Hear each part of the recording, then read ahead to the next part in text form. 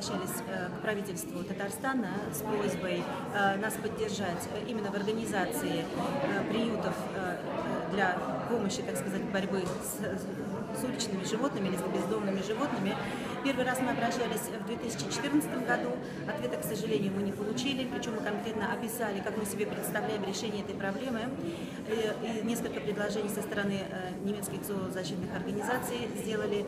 И последний раз, буквально 2-3 месяца назад, мы попытались с очень многими государственными органами проконтактировать и хотя бы настроить диалог.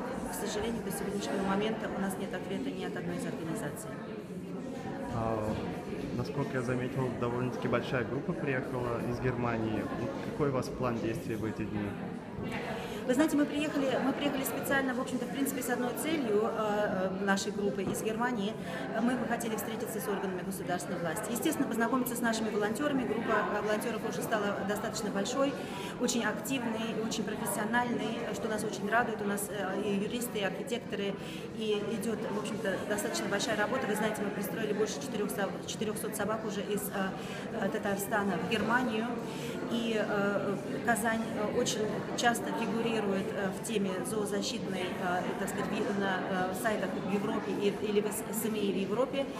Немецкая телевизионная компания собиралась, в общем-то, с нами вместе сюда приехать и с нами вместе проследить эти 3 дня, как мы будем здесь их проводить. Мы попросили их в этот раз остаться, прилететь в следующий раз, поскольку мы бы хотели сначала договориться с органами власти о том, что нам дадут разрешение помочь городу в проблеме с бездомными животными.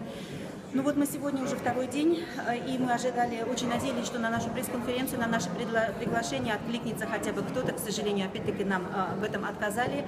Нам даже сказали, что это видится как частный немецкий коммерческий проект, и поэтому они его поддерживать не будут. Это, конечно, абсолютнейшая просто глупость, поскольку мы инвестируем деньги в проблему города и рассчитываем, в общем-то, в принципе, на диалог и на совместную работу в этой проблеме.